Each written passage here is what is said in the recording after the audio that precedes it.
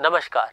आज हम एनसीईआरटी द्वारा निर्धारित कक्षा 12 की पाठ्य पुस्तक रसायन विज्ञान के पाठ 7 पी ब्लॉक के तत्व का अध्ययन करेंगे। जैसा कि हम जानते हैं कि हमने रसायन विज्ञान की सुगमता से अध्ययन करने के लिए तत्वों को अलग अलग ब्लॉक में बांटा गया है, जिन्हें क्रमशः हम S block, P block, D block तथा एफ ब्लॉक के तत्व कहते हैं। पी ब्लॉक तत्वों की जब हम चर्चा करते हैं तो हम जानते हैं कि पी उपकोष में 3 कक्षक होते हैं, जिनमें अधिकतम 6 इलेक्ट्रॉन आ सकते हैं। जिस कारण से क्या होता है कि हमारे पास में आवर्त सारणी में पी ब्लॉक तत्वों से संबंधित केवल 6 वर्ग ही उपस्थित होते हैं, जो कि आवर्त सारणी के वर्ग संख्या 13 से 18 तक स्थित होते हैं। वर्ग संख्या 13 तथा 14, जिन्हें क्रमशः हम बोरॉन परिवार तथा कार्बन परिवार कहते हैं, उनका अध्ययन हमने हमारी पूर्ववर्ती कक्षा 11 में कर लिया है। इस कक्षा में हम वर्ग संख्या 15 से 18 तक के तत्वों का अध्ययन करेंगे। आइए हम हमारी चर्चा वर्ग संख्या 15 अर्थात नाइट्रोजन परिवार, जिन्हें निकोजेंस भी कहते हैं, उनके साथ प्रारंभ करें। वर्ग संख्या 15 के तत्व हमें कहाँ प्राप्त होते हैं? वायुमंडल के आयतन के हिसाब से आणविक नाइट्रोजन 78% उपस्थित होती है।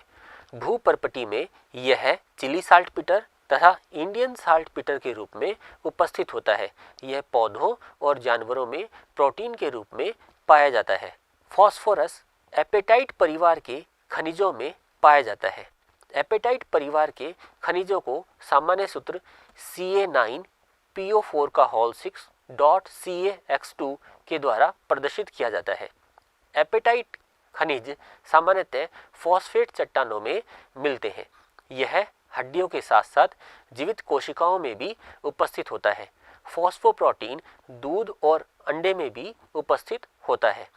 आर्सेनिक, एंटीमनी और बिस्मिथ मुख्य रूप से सल्फाइड खनिजों के साथ में पाए जाते हैं। वर्ग 15 नाइट्रोजन परिवार, जिसे हम निकोजन भी कहते हैं, इन तत्वों का इलेक्ट्रॉनिक विन्यास निम्न प्रकार से होता है। जैसे कि हम देख रहे हैं कि इनका सामान्य इलेक्ट्रॉनिक विन्यास NS2Np3 होता है।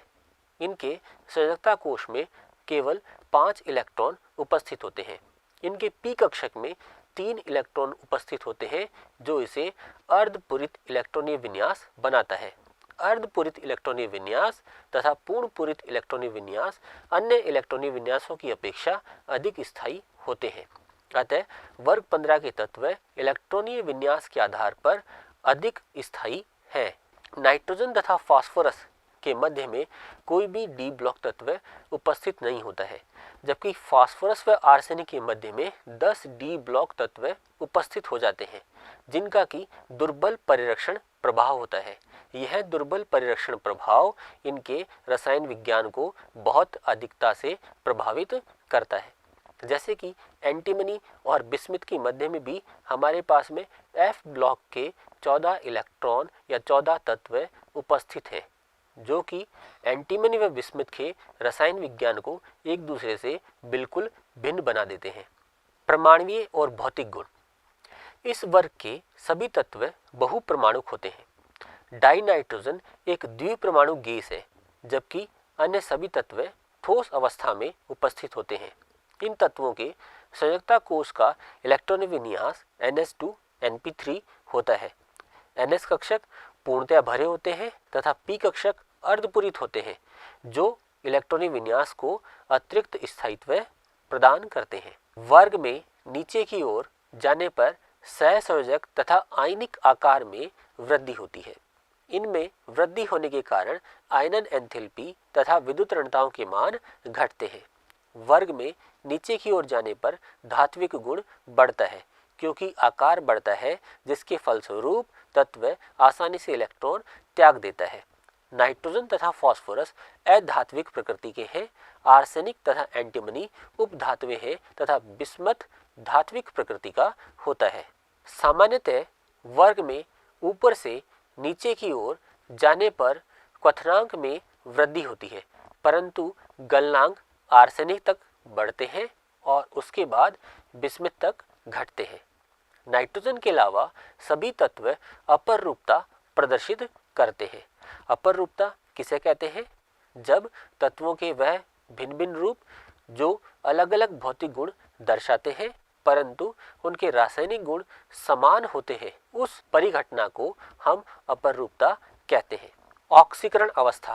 फास्फोरस और आर्सेनिक की सामान्य ऑक्सीकरण अवस्थाएं -3, +3 और +5 होती है।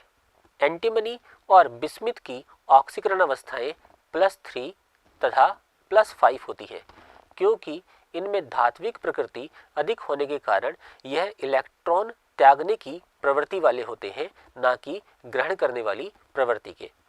अक्रिय युग्म प्रभाव के कारण +5 ऑक्सीकरण अवस्था का स्थायित्व वर्ग में ऊपर से नीचे जाने पर घटता है।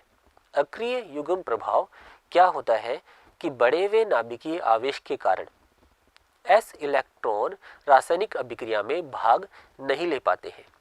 s तथा p इलेक्ट्रॉनों में से s इलेक्ट्रॉन नाभिक के अधिक निकट होते हैं, जिस वजह से s इलेक्ट्रॉनों के अभिक्रिया में भाग लेने में रुकावट उत्पन्न होती है, जिसे हम अक्रिय युग्म प्रभाव या इनर्ट पेयर इफेक्ट के रूप में भी जानते हैं। तो वर्ग में ऊपर से नीचे जाएंगे तो +5 ऑक्सीकरण अवस्था का स्थायित्व कम होता है तथा +3 ऑक्सीकरण अवस्था का स्थायित्व बढ़ता है। बिस्मिथ का +5 ऑक्सीकरण अवस्था में एकमात्र स्थायी यौगिक केवल BiF5 ही उपस्थित है। आकार और धात्विक लक्षण में वृद्धि के कारण समूह में नीचे की ओर -3 ऑक्सीकरण अवस्था प्रदर्शित करने की प्रवृत्ति कम हो जाती है। बिस्मिथ -3 ऑक्सीकरण अवस्था में सामान्यतः कोई यौगिक नहीं बनाता है। फास्फोरस के कुछ ऑक्सो एसिड में +1 और +4 ऑक्सीकरण अवस्था भी उपस्थित होती है। नाइट्रोजन सभी प्रकार की ऑक्सीकरण अवस्थाएं प्रदर्शित करता है। जैसा कि इस टेबल में हमने दर्शाया है कि नाइट्रोजन सभी प्रकार की ऑक्सीकरण अवस्थाओं को प्रदर्शित करता है। नाइट्रोजन की ऑक्सीकरण अवस्थाएं -3 से लेके +5 तक उपस्थित है। नाइट्रोजन -3, -2, -1, 0, +1, +2, +3, +4 तथा +5 सभी तरह की ऑक्सीकरण अवस्थाओं को प्रदर्शित कर रहा है। नाइट्रोजन की +1 से +4 तक सभी ऑक्सीकरण अवस्थाएं अम्लीय विलयन में असमानुपाती होती है। जैसे कि इस उदाहरण द्वारा हम समझते हैं। देखिए इस एग्जाम्पल में क्या है, HNO2 है। यहाँ पर नाइट्रोजन की ऑक्सीकरण अवस्था कितनी है हमारे पास में, उसका मान आएगा +3। +3 ऑक्सीकरण अवस्था वाला ये नाइट्रोजन किस में परिवर्तित हो गया, HNO3 में हो गया है। HNO3 में नाइट्रोजन की ऑक्सीकरण अवस्था है +5। तो देखिए +3 से कितना बदल गया है, +5 तक चला गया है, अर्थात इस अणु का हमारे पास क्या हो गया है, ऑक्सीकरण हुआ है। यही सेम अणु हमारे पास किस में परिवर्तित हुआ है, NO में। NO में नाइट्रोजन की ऑक्सीकरण अवस्था का मान हमारे पास में आता है +2। तो देखिए +3 से +2 हो गया है, अर्थात इसने एक इलेक्ट्रॉन ग्रहण किया है, इसका अपचयन हुआ है। यदि एक ही अणु में हमारे पास ऑक्सीकरण तथा अपचयन दोनों होते हैं तो इस प्रकार की अभिक्रियाओं को असमानुपाती अभिक्रियाएं कहते हैं, जो कि नाइट्रोजन हमें दर्शाता है। इसी प्रकार फास्फोरस भी क्या करता है कि असमानुपाती ऑक्सीकरण और अपचयन अभिक्रियाएं हमें प्रदर्शित करता है। नाइट्रोजन की अधिकतम सहसंयोजकता 4 होती है, क्योंकि नाइट्रोजन में रिक्त डी कक्षक उपस्थित नहीं होते हैं, जिस कारण वह अपनी सहसंयोजकता का मान नहीं बढ़ा पाता है। जबकि अन्य तत्वों में रिक्त डी कक्षक उपस्थित होते हैं, फलस्वरूप वे अपनी सहसंयोजकता को बढ़ाकर 6 तक कर लेते हैं। जैसे फास्फोरस फ्लोरीन के साथ क्रिया करके 6 सहसंयोजकता दर्शाता है तथा PF6- कंपाउंड बनाता है। नाइट्रोजन का असामान्य व्यवहार। नाइट्रोजन में स्वयं के साथ और छोटे आकार और उच्च विद्युत ऋणात्मकता वाले अन्य तत्वों जैसे कार्बन और ऑक्सीजन के साथ में p-p प्रकार के मल्टीपल बॉन्ड बनाने की क्षमता होती है। इस समूह के भारी तत्व पी पाई बंध नहीं बना पाते हैं क्योंकि उनके परमाणविक कक्षक बड़े आकार के और विस्तृत होते हैं, जिससे कि वहां पर प्रभावी अतिव्यापन नहीं हो पाता है। नाइट्रोजन एक द्विपरमाणुक अणु के रूप में दो परमाणुओं के बीच एक त्रिबंध बना के रखता है। नतीजतन क्या होता है कि उनकी जो बंधन एंथैल्पी है उसका मान बहुत अधिक होता है, क्योंकि एक त्रिबंध को तोड़ने के लिए हमें बहुत अधिक ऊर्जा की आवश्यकता होती है। इसीलिए नाइट्रोजन कमरे के तापमान पर लगभग अक्रिय अवस्था में ही रहता है, जबकि नाइट्रोजन का एकल एकल जो बंध होता है वो फास्फोरस के एकल बंध से कमजोर होता है। इसका कारण क्या है कि बंध छोटा होता है तथा नाइट्रोजन के पास में एकाकी इलेक्ट्रॉन युग्म उपस्थित होते हैं जो एक दूसरे को प्रतिकर्षित करते हैं। प्रतिकर्षण के कारण वह एकल बंध आसानी से टूट जाता है। फलस्वरूप नाइट्रोजन में श्रृंखलन की प्रवृत्ति बहुत कम होती है, और या हम कहें कि नाइट्रोजन में श्रृंखलन की प्रवृत्ति पाई ही नहीं जाती है। नाइट्रोजन के सजगता कोश में डी कक्षक अनुपस्थित होते हैं, जिस कारण वह अपनी सजगता को 4 से अधिक नहीं बढ़ा पाता है तथा नाइट्रोजन डी पी प्रकार के बंध भी नहीं बना पाता है, जबकि इस वर्ग के अन्य तत्व आसानी से डी पाई बंध भी बना लेते हैं। जैसे कि फास्फोरस और आर्सेनिक के यौगिक जब लिगेंड के रूप में कार्य करते हैं तो ये डी पाई बंध बना लेते हैं। लिगेंड हम किसे कहते हैं? सभी लुईस क्षार, उन्हें हम लिगेंड कहते हैं, अर्थात ये इलेक्ट्रॉन युग्म का दान करते हैं। इलेक्ट्रॉन युग्म की दान करने वाली स्पीशीज को लिगेंड या लुईस क्षार कहा जाता है। अभी तक हमने जाना कि नाइट्रोजन का आकार बहुत छोटा होता है। बहुत छोटे आकार के कारण इसकी विद्युत ऋणता का मान भी उच्च होता है। इसकी आयनन एंथैल्पी का मान भी उच्च होता है। इसमें डी कक्षक अनुपस्थित होते हैं, जिसके कारण से इसका रसायन अन्य तत्वों की अपेक्षा अलग हमें दिखाई देता है। कैसे कि यहाँ पर ये डी पी प्रकार के बंध नहीं बना पाता है। एक नाइट्रोजन परमाणु अपने दूसरे नाइट्रोजन परमाणु के साथ में त्रिबंध के द्वारा जुड़ा होता है। 3 बंधों की उपस्थिति के कारण इस बंध को तोड़ने के लिए हमें बहुत अधिक ऊर्जा की आवश्यकता होती है।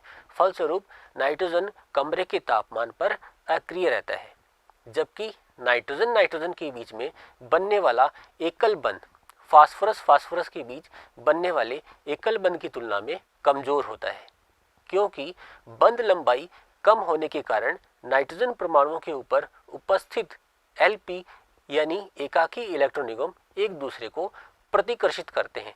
प्रतिकर्षण के फलस्वरूप वह एकल बंध आसानी से टूट जाता है। आइए हम और गुणों की चर्चा प्रारंभ करें। वर्ग 15 के तत्वों के हाइड्राइड्स। हाइड्राइड किन्हें कहते हैं? यह बाइनरी कंपाउंड होते हैं जो किसी तत्व और हाइड्रोजन के संयोग से बने होते हैं। ये सभी तत्व MH3 प्रकार के गैसीय हाइड्राइड बनाते हैं। समूह में नीचे जाने पर हाइड्राइडों का स्थायित्व कम होता जाता है। क्यों? क्योंकि समूह में जब हम नीचे जाते हैं तो MH बंध की लंबाई बढ़ती है। बंध लंबाई बढ़ने पर स्थायित्व में कमी आती है। NH3 के अतिरिक्त सभी हाइड्राइड प्रबल अपचायक होते हैं। बंध लंबाई अधिक होने के कारण बंध आसानी से टूट जाता है तथा वे हाइड्रोजन दे देते हैं। इस कारण वे प्रबल अपचायक प्रवृत्ति का प्रदर्शन करते हैं।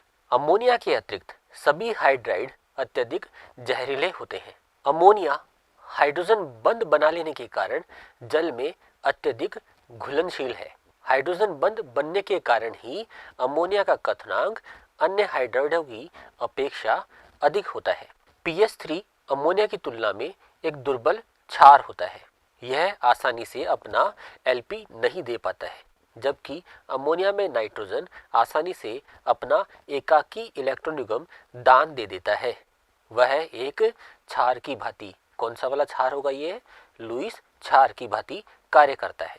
आर्सेनिक, एंटीमनी तथा बिस्मिथ के हाइड्राइड क्षारीय गुण प्रदर्शित नहीं कर पाते हैं।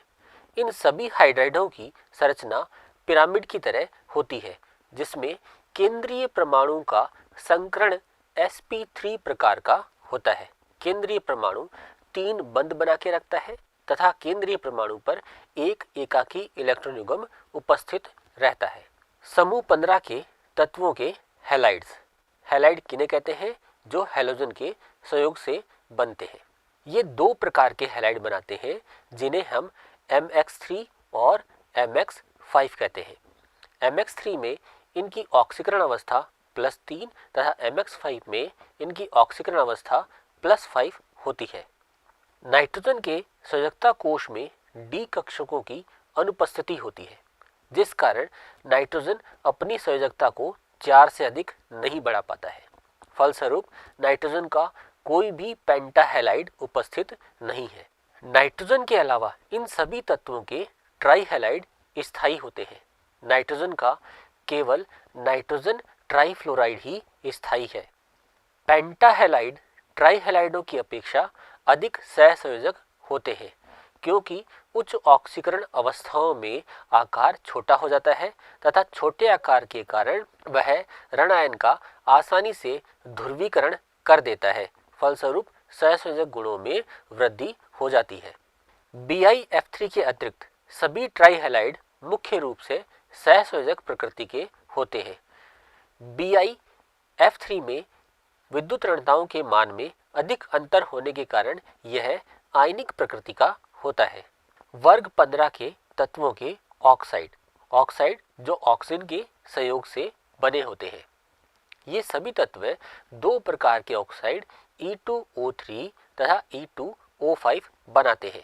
तत्व की उच्च ऑक्सीकरण अवस्था का ऑक्साइड निम्न ऑक्सीकरण अवस्था के ऑक्साइड की तुलना में अधिक अम्लीय होता है, अर्थात E2O5 की अम्लीय प्रवृत्ति E2O3 की अपेक्षा अधिक होती है। वर्ग में नीचे जाने पर अम्लीय गुण घटता जाता है।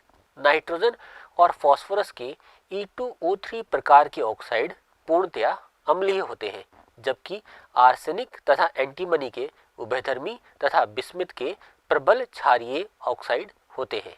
Bi5 ऑक्साइड अस्थायी होता है। Bi5 का ऑक्साइड नहीं बन पाता है क्योंकि +5 ऑक्सीकरण अवस्था अक्रिय युग्म प्रभाव के कारण कम स्थायी होती है। सामान्यतः Bi +3 ऑक्सीकरण अवस्था ही दर्शाता है। धातुओं के प्रति अभिक्रियाशीलता। यह सभी तत्व धातुओं के साथ अभिक्रिया करके बाइनरी यौगिक बनाते हैं, जिनमें ये -3 ऑक्सीकरण अवस्था दर्शाते हैं, अर्थात ये धातुओं से इलेक्ट्रॉन ग्रहण करते हैं, जिसके कारण ये -3 ऑक्सीकरण अवस्था दर्शा पाते हैं। धातुओं से क्रिया करके ये विभिन्न प्रकार के नाइट्राइड, फॉस्फाइड, आर्सेनाइड, एंटीमोनाइड, बिस्मथाइड आदि यौगिक बना लेते हैं। डाइनाइट्रोजन किस प्रकार से हमें प्राप्त होता है? सामान्यतः इसे वायु को द्रवीकृत करके तथा प्रभाजी आसवन द्वारा तैयार किया जाता है। प्रयोगशाला में डाइनाइट्रोजन बनाने के लिए अमोनियम क्लोराइड तथा सोडियम नाइट्राइड को गर्म करते हैं तो हमें नाइट्रोजन गैस प्राप्त हो जाती है। अमोनियम डाइक्रोमेट के ऊष्मीय अपघटन द्वारा भी नाइट्रोजन गैस प्राप्त की जा सकती है। जब हम इस प्रयोग को प्रयोगशाला में करते हैं तो ये प्रयोग हमें बिल्कुल इस तरह से दिखाई देता है जैसे कि किसी ज्वालामुखी में आग लगी हुई हो। इसे वोल्केनो एक्सपेरिमेंट भी कहा जाता है। इसकी सहायता से हम लोग दिखा सकते हैं कि किसी वोल्केनो में इरप्शन किस टाइप से स्टार्ट होता है। अति शुद्ध नाइट्रोजन प्राप्त करने के लिए सोडियम या बेरियम एजाइड को गर्म किया जाता है। इस अभिक्रिया का उपयोग हम वाहनों में करते हैं। आजकल हमारी कारों में एयर बैग्स लगे होते हैं। एयर बैग एक्सीडेंट के टाइम क्या होता है, उनमें नाइट्रोजन गैस भर जाती है तथा हमें चोट लगने से वो बचा लेते हैं। नाइट्रोजन के गुणधर्म। नाइट्रोजन एक रंगहीन, गंधहीन, स्वादहीन और अविषाक्त गैस है, अर्थात यह जहरीली नहीं होती है। इसके 2 समस्थानिक उपस्थित हैं जिनके द्रव्यमान क्रमशः 14 व 15 हैं। यह जल में बहुत कम घुलती है। जल में इसकी विलेयता लगभग 23.2 ml प्रति लीटर होती है। इसका क्वथनांक तथा हिमांक बहुत कम होता है। नाइट्रोजन नाइट्रोजन त्रिबंध की उच्च आबंध एंथैल्पी के कारण कमरे के तापमान पर यह निष्क्रिय होती है। उच्च तापमान पर मुख्य रूप से आयनिक नाइट्राइड बनाने के लिए कुछ धातुओं के साथ सीधे क्रिया करता है और अधातु के साथ सहसंयोजक नाइट्राइड बना लेता है। नाइट्रोजन को जब धातुओं के साथ गर्म किया जाता है तो यह आयनिक नाइट्राइड बना लेता है। जैसे लिथियम के साथ यह लिथियम नाइट्राइड तथा मैग्नीशियम के साथ यह मैग्नीशियम नाइट्राइड बनाता है। अमोनिया बनाने की हेबर विधि में उत्प्रेरक की उपस्थिति में नाइट्रोजन हाइड्रोजन के साथ में क्रिया करके अमोनिया बना देता है। यह अभिक्रिया अत्यधिक ऊष्माक्षेपी होती है। डाई नाइट्रोजन उच्च ताप पर डाई ऑक्सीजन के साथ मिलकर नाइट्रिक ऑक्साइड बनाता है।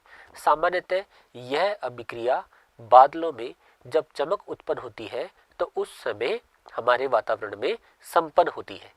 डाई नाइट्रोजन के उपयोग। डाई नाइट्रोजन का मुख्य उपयोग अमोनिया और अन्य नाइट्रोजन युक्त यौगिकों को बनाने में किया जाता है। जैसे कैल्शियम साइनामाइड का निर्माण किया जाता है। निष्क्रिय वातावरण के निर्माण में कई बार हमें क्या करना होता है कि हम लोग वेल्डिंग कर रहे होते हैं तो उस समय हमें निष्क्रिय वातावरण की आवश्यकता होती है।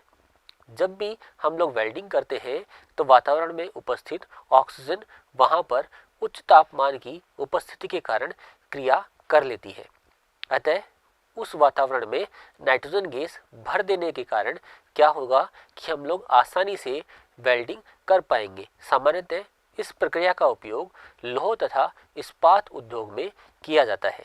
तरल डाई नाइट्रोजन का उपयोग जैविक सामग्री खाद्य पदार्थों को संरक्षित करने के लिए प्रशीतक के रूप में किया जाता है। तरल नाइट्रोजन की सहायता से ही हम क्रायोसर्जी को संपन्न कर सकते हैं। अमोनिया। अमोनिया नाइट्रोजन वाले कार्बनिक पदार्थ जैसे यूरिया के क्षय से बनता है। यूरिया का जब जल अपघटन करवाया जाता है तो अमोनियम कार्बोनेट बनता है, जिसके अपघटन से अमोनिया हमें प्राप्त होता है। यूरिया का उपयोग हम उर्वरक के रूप में पौधों के साथ में करते हैं। अमोनिया अमोनियम लवणों की क्रिया कास्टिक सोडा या चूने के साथ करवाने से भी प्राप्त हो जाती है। जैसे कि अमोनियम क्लोराइड, ये एक अमोनियम लवण है। इसकी क्रिया कैल्शियम हाइड्रोक्साइड से करवाते हैं तो अमोनिया गैस प्राप्त होती है। अमोनियम सल्फेट की क्रिया कास्टिक सोडा के साथ करवाएंगे तो भी हमें अमोनिया गैस प्राप्त हो जाती है। बड़े पैमाने पर अमोनिया का निर्माण हेबर विधि द्वारा किया जाता है। इस विधि में क्या होता है कि नाइट्रोजन हाइड्रोजन से क्रिया करता है तथा हमें अमोनिया प्राप्त हो जाती है। यह अभिक्रिया एक ऊष्माक्षेपी अभिक्रिया है जिसमें लगभग -46.1 किलो जूल पर मोल ऊष्मा का उत्सर्जन होता है। यह अभिक्रिया उत्क्रमणीय प्रकृति की होती है। अतः साम्य की स्थिति जब भी हमें प्राप्त हो जाती है तो हम क्या चाहते हैं कि हमारे पास अमोनिया की मात्रा अधिक से अधिक प्राप्त हो। इसके लिए हम ले-शैतेलिय के नियम का प्रयोग करते हैं। अमोनिया की अधिकतम मात्रा प्राप्त करने के लिए हमारे पास निम्न स्थितियां होनी आवश्यक है। पहली स्थिति देखिए क्या है। क्रिया कारक की तरफ में हमारे पास कितने मोल हैं? 3 मोल हाइड्रोजन है तथा 1 मोल नाइट्रोजन है।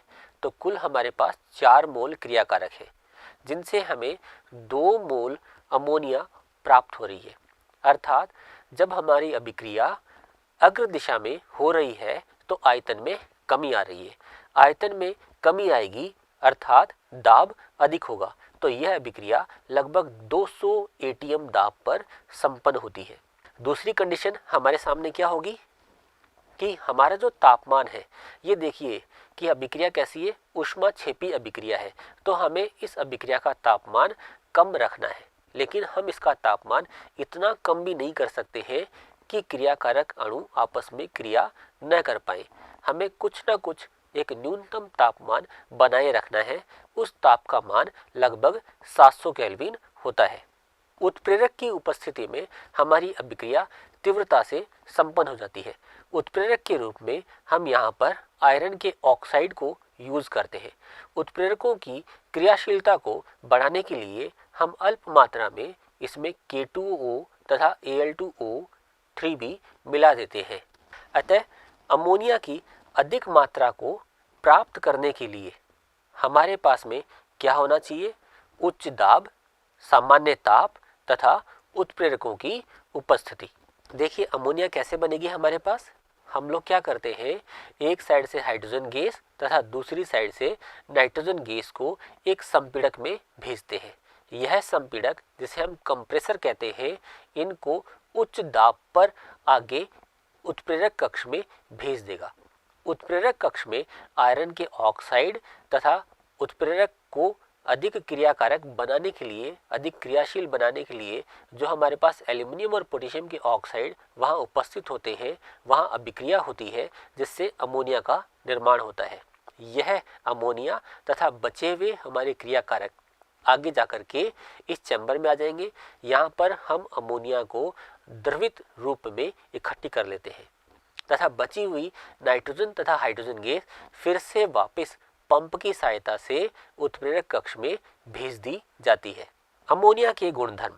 अमोनिया एक रंगहीन और तीखी गंध वाली गैस होती है। इसका हिमांक और कथनांक क्रमशः 198.4 केल्विन तथा 239.7 केल्विन होता है। ठोस और द्रव अवस्थाओं में यह हाइड्रोजन बंध के माध्यम से जुड़ी होती है, जो इसके अधिक कथनांक के लिए उत्तरदायी होते हैं। हाइड्रोजन बंध की उपस्थिति के कारण ही अमोनिया जल में अत्यधिक विलय होती है। अमोनिया की संरचना एक पिरामिड आकृति की होती है, जिसमें 3 बंध युग्म तथा एक एकाकी इलेक्ट्रॉन युग्म उपस्थित होता है। अमोनिया गैस जल में अत्यधिक घुलनशील होती है। इसके जलीय विलयन में OH- आयन उपस्थित होते हैं, जिस कारण यह क्षारीय प्रकृति की होती है। अमोनिया के देखिए नाइट्रोजन में हमारे पास यह संकरण अवस्था कौन सी होगी? sp3 संकरित अवस्था उपस्थित होती है। जब इसका जलीय विलयन होता है तो ये क्या करती है अमोनिया? ये जलीय विलयन में जल से H+ आयन को ग्रहण कर लेती है। जो H+ आयन को ग्रहण करता है, हम जानते हैं कि उन्हें क्या बोलते हैं? वो अम्ल होते हैं। किस प्रकार के अम्ल हैं? H+ आयन क्या होता है? वो एक प्रोटॉन होता है। एक प्रोटॉन को अमोनिया ने ग्रहण कर लिया तो यह ब्रॉन्जनेट लोरी प्रकार का क्षार है। इसके जलीय विलयन में OH आयन हमारे पास उपस्थित है, जिसके फलस्वरूप इसका जलीय विलयन कैसा है? क्षारीय प्रकृति का होता है। अमोनिया क्षारीय प्रकृति की होती है, जिस कारण यह अम्लों से क्रिया करके लवण बना देती है। अमोनिया के अम्लों के साथ क्रिया से बनने वाले लवणों को अमोनियम लवण कहते हैं, जैसे अमोनियम क्लोराइड, अमोनियम सल्फेट आदि। यह धातुओं के हाइड्रोक्साइडों को उनके लवण विलयनों से अवक्षेपित कर देती है। जैसे कि देखिए क्या है अमोनियम हाइड्रोक्साइड। अमोनियम हाइड्रोक्साइड क्या होता है? अमोनिया के जलीय विलयन को अमोनियम हाइड्रोक्साइड कहा जाता है। अमोनियम हाइड्रोक्साइड की क्रिया जब हम फेरिक क्लोराइड के साथ में करवाते हैं तो फेरिक ऑक्साइड का हमें एक भूरे रंग का अवक्षेप प्राप्त हो जाता है। इसी प्रकार से अमोनियम हाइड्रोक्साइड की क्रिया जिंक सल्फेट से करवाने पर जिंक हाइड्रोक्साइड का हमें एक श्वेत रंग का अवक्षेप प्राप्त होता है। इन अभिक्रियाओं का उपयोग हम हमारी लेबोरेटरी में Fe3+ आयन तथा Zn2+ आयनों की उपस्थिति को जांचने के लिए करते हैं। अमोनिया अणु के नाइट्रोजन परमाणु पर इलेक्ट्रॉनों के एक एकाकी युग्म की उपस्थिति के कारण यह लुईस क्षार की भांति भी कार्य करती है। जब हम इसे कॉपर आयनों के साथ में क्रिया करवाते हैं तो कॉपर आयनों का जो विलयन है वह नीले रंग का होता है। जब उसके साथ हम क्रिया करवाते हैं तो वह गहरे नीले रंग के एक संकुल में परिवर्तित हो जाता है। इसी प्रकार Ag+ आयन का जो विलयन है वो Cl- आयन से क्रिया करके क्या बनाएगा? एक श्वेत रंग का AgCl का अवक्षेप बना देता है। जब इस अवक्षेप के अंदर हम अमोनिया को मिलाते हैं तो यह श्वेत रंग का अवक्षेप घुल करके रंगहीन विलयन बना देता है। यह रंगहीन विलयन इस संकुल के बन जाने के कारण होता है।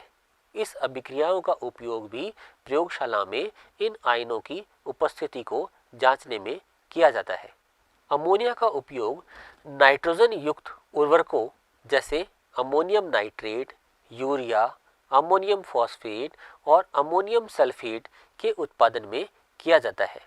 इसका उपयोग नाइट्रिक अम्ल के निर्माण में भी होता है। तरल अमोनिया का उपयोग प्रशीतक के रूप में किया जाता है। नाइट्रोजन के ऑक्साइड। नाइट्रोजन तथा ऑक्सीजन परस्पर क्रिया करके एक से अधिक प्रकार के ऑक्साइड बनाते हैं, जिनका सामान्य सूत्र N2O, NO, N2O3, NO2, N2O4 तथा N2O5 होता है। N2O को डाई नाइट्रोजन ऑक्साइड या नाइट्रोजन फर्स्ट ऑक्साइड कहते हैं। इसी प्रकार NO को नाइट्रोजन मोनोऑक्साइड या नाइट्रोजन सेकंड ऑक्साइड कहा जाता है।